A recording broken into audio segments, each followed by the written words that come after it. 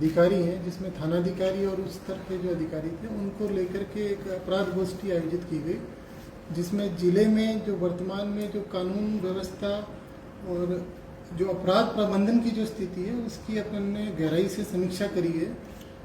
कुछ हेड्स में काम अच्छा पाया गया, कहीं कहीं कमियां मिली है, तो इनको थानाधिकारियों को और वृत्ताधिकारियों को निर्देशित किया गया कि आने वाले समय में बेहतर पुलिसिंग के लिए इन बिंदुओं पर बेसिकली आपको बेहतर काम करके अच्छे रिजल्ट देने।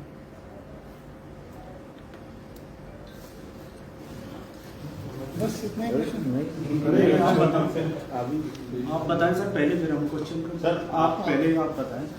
सर आपने जो अभी तक जो देखा है जिले के बारे में फीडबैक लिया है सर, उस हिसाब से क्या लगता है सर, किस तरह का क्राइम यहाँ ज़्यादा है, उसको रोकने के लिए क्या उपाय किए जाने चाहिए? देखिए, संगठित अपराध में जैसा कि जिला ये पहले से चर्चित रहा है बेसिकली इलीगल बजरी माइनिंग को लेकर के, उसमें एसपी साहब एक ठोस कार्य योजना तैयार करके आने वाले समय में इस पर प्रभावी रूप से अंकुश लगाएंगे। और साथ ही साथ इसमें स्पष्ट तौर पे पुलिस मुख्यालय से डी साहब के डायरेक्शंस हैं कि किसी भी तरह की पुलिस का कोई इन्वॉल्वमेंट बेसिकली मेलाफाइड रूप से इस तरह के अवैध खनन के अंदर नहीं होना चाहिए। उस व्यक्ति, उस अधिकारी के विरुद्ध में प्रभावी कार्रवाई भी की जाएगी। तो दोनों तरफ से भी पुलिस को अपने हाथ बांधने हैं कि बेसिकली हमारा कोई इन्वॉल्वमेंट नहीं हो, और साथ ही साथ जो इलीगल खनन माफिया उसके विरुद्ध आने वाले टाइम में बेहतर अच्छी प्रभावी कार्रवाई करे, ताकि इलीगल माइनिंग की जो बीमारी है उसको रोका जा सके। सर, दो राज्यों को जोड़ता हुआ धौलपुर जिला है, एक तरफ मध्य प्रदेश है और एक तरफ उत्तर प्रदेश, इसको लेकर क्या कुछ योजना है सर? इसमें बेसिकली जो हमारे बॉर्डरिंग के ज़िले हैं, बेसिकली जो नेबरिंग स्टेट के, उनके साथ में भी एक बैठक करेंगे एसपी साहब और हम लोग। और जो अपराधी हैं जो बेसिकली अक्रॉस दी बॉर्डर काम करते हैं, इनको चिन्हित करके इनके विरुद्ध भी प्रभावी कार्रवाई करने के डायरेक्शंस देंगे। और साथ ही साथ बेसिकली एक समन्वय रहता है दोनों राज्यों की पुलिस के साथ में, ताकि बेहतर रूप से कानून प्रबंधन किया जा सके। सर नफरे की कमी अमूमन देखी गई है सर, हमेशा नफरे की कमी सामने आती है। अभी जैसे कई दिनों से कई थानों पर लंबे समय से टिके हुए अधिकारी सर, उनके लिए सर कोई ट्रांसफर वगैरह ऐसे कुछ? देखिए, आपने दो मुद्दे उठाए, एक तो बेसिकली कमी का नफरी का, और दूसरा मुद्दा है बेसिकली स्थानांतरण का। तो कमी तो भर्तियां जिस तरीके से समय समय पर राज्य सरकार कराती है उससे ही पूर्ति की जा सकती है। और जो आईओएस की कमी है वो रेगुलरली बेसिकली प्रमोशंस के माध्यम से होती है। तो वर्ष 21-22 तक के जो प्रमोशन रेंज लेवल पे हो चुके हैं, अन्य अभी प्रक्रियाधीन है, जैसे 30-31 को भी हम लोग परीक्षाएं आयोजित कर रहे हैं। तो आईओएस की प्रति कमी तो बेसिकली आने वाले कुछ समय में कमी पूर्ति कर दी जाएगी। रहा मुद्दा स्थानांतरण का, तो उसके लिए स्थानांतरण पॉलिसी बनी हुई है। सभी एसपीज को क्लियर कट इसमें डायरेक्शन है कि जो भी ट्रांसफर पोस्टिंग्स हैं वो स्थानांतरण नीति के तहत किए जाएं। अगर कोई वायलेशन में कहीं पर कोई पद स्थापित है तो आने वाले समय में उसको वहाँ से हटा करके गंतव्य स्थान पर भेजेंगे। सर, पुलिस और जनता में संवाद के लिए कोई नवाचार की व्यवस्था हो, ऐसा कुछ है सर?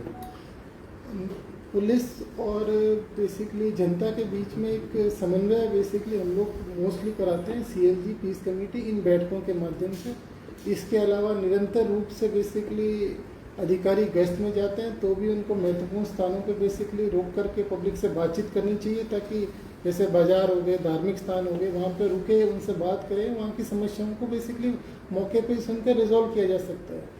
और एक माध्यम और है जो बेसिकली जन सुनवाई का माध्यम है, जो बेसिकली मैं खुद भी जाकर के अलग अलग जिलों उपखंडों पर करता हूँ, ताकि बेसिकली कहीं पर पुलिस के पार्ट पर अगर कोई स्थानीय पुलिस कई बार ओवरबर्डन होकर के ओवरवर्क होने से भी कई चीज़ों में कमियां हो जाती है, उसको हम दुरुस्त कर सकें, समय पर लोगों को रिलीफ मिल सके, और अनावश्यक रूप से परिवादियों को किसी भी उच्चतर कार्यालय तक जाकर के अनावश्यक रूप से उसको अपना टाइम नहीं जाया करे, उसको रिलीफ मिलनी चाहिए उस at the door steps basically. ये हमारा प्रयास है।